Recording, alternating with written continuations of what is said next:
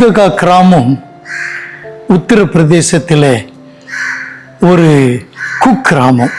அங்கே வினோத் என்கின்ற BA பட்டாதாரி 2013ஆம் ஆண்டிலிருந்தே அவனுடைய மனநிலை பாதிக்கப்பட்டவனாக அநேக போதை வஸ்துக்களுக்கு அடிமையாகி தன்னுடைய வீட்டிலே தங்குவதை தவிர்த்து காடு மேடு மற்ற வீடுகளுடைய திண்ணை ஏதோ ஒரு கிராமம் என்றெல்லாம் அலைந்து திரிந்தவன். அப்படிப்பட்ட கிராமத்திற்கு ஒரு நாள் நம்முடைய மிஷனரி சகோதரனும் அவருடைய மனைவியும் ஊழியத்திற்கு சென்றார்கள். கிறிஸ்து செய்கிற அற்புதத்தை பகிர்ந்து கொண்டார்கள். சோர்ந்து போய் தளர்ந்து போய் பணங்களை எல்லாம் செலவழித்தும் பிள்ளைக்கு சுகம் கொடுக்கவில்லையே என்கிற வேதனையில் இருந்த பெற்றோர்கள், எங்களுடைய மகன் இப்படிப்பட்ட நிலையில் இருக்கிறான், அவனை மட்டும் சுய நினைவோடு கூட வாழ்பவனாக, போதை வஸ்துக்களிலிருந்து விடுதலை பெற்றவனாக அவனை மாற்றி விடுவார் என்றால் இந்த இயேசு அவரையே நாங்களும் சேவிப்போம், இதை செய்வீர்களா என்று கேட்டார்களாம். இது நம்முடைய மிஷனரி குடும்பத்திற்கு ஒரு வாய்ப்பு மட்டுமல்ல, ஒரு சவால். அந்த வாலிபன் வினோத் எங்கே இருக்கிறான் என்று தங்களுடைய மோட்டார் சைக்கிளில் பல கிராமங்களை சுற்றி வந்தவர்கள் ஒரு திண்ணையில் படுத்திருக்கிற மெலிந்த சரீரத்தோடு இருந்த அவனை கண்டுபிடித்தார்கள். தட்டி எழுப்பினார்கள். மோட்டார் சைக்கிளிலே உட்கார வைத்து தாங்கள் வாழுகின்ற மௌதகா பகுதிக்கு அழைத்து வந்தார்கள்.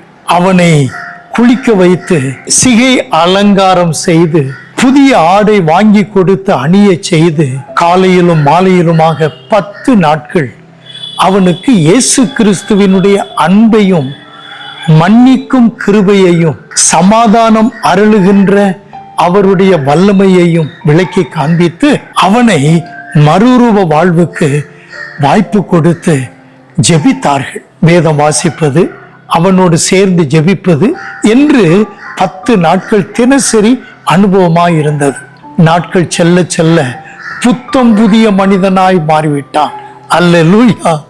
ஒருவன் கிறிஸ்துவுக்குள் இருந்தான், புது சிருஷ்டியாயிருக்கிறான், பழையவைகள் ஒளிந்து போயின, எல்லாம் புதிதாயின. நடந்தது என்ன? அவனை அதே மோட்டார் சைக்கிளிலே உட்கார வைத்து அவனுடைய வீட்டிற்கு அழைத்து வந்தார்கள். அவனுடைய சரீர வெளிப்பாட்டை, அவனுடைய ஆடை அணிந்திருக்கும் பாணியை, அவனுடைய முகத்தில் இருந்த வெளிச்சத்தை கண்ட பெற்றோர்களுடைய சந்தோஷத்திற்கு அளவே கிடையாது. கட்டி அணைத்து முத்தமிட்டு முச்சி நுகர்ந்து அவனை வாழ்த்தினார்கள்.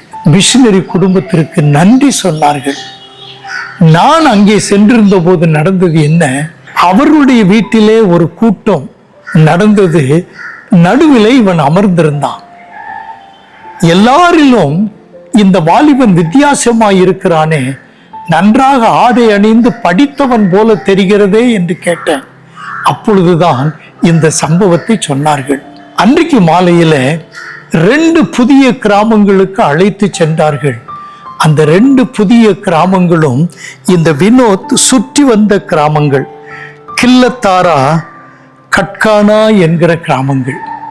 அங்கே அவன் சென்று தனக்கு நடந்த அற்புதத்தை பகிர்ந்து கொண்டு இயேசு நல்லவர் என்பதையும் விடுதலை தருபவர் என்பதையும் வாழ்வில் மறுரூபம் தருகிறவர் என்பதையும் தனக்கு தெரிந்த பாஷையிலே மொழியிலே சொல்லி எங்களுடைய வருகைக்கென்று ஒரு கூட்டத்தையே ஆயத்தப்படுத்தி வைத்திருந்தான். தங்களுடைய உறவினருக்கு வீட்டிற்கு வந்திருந்த ஒரு பஞ்சாபி பெரிய மனிதர் கூட அந்த மாலை கூட்டத்தில் அமர்ந்திருந்தார். மறுரூபம் கொண்டு வருகின்ற மகிமையை கண்டீர்களா? இப்படிப்பட்ட அற்புதத்தை இன்றைக்கும் செய்கிறார். அந்த ஊழியத்தை தான் இன்றைக்கு 12 மாநிலங்களில் நிறைவேற்றும் கிருபையையும் தந்திருக்கிறார்.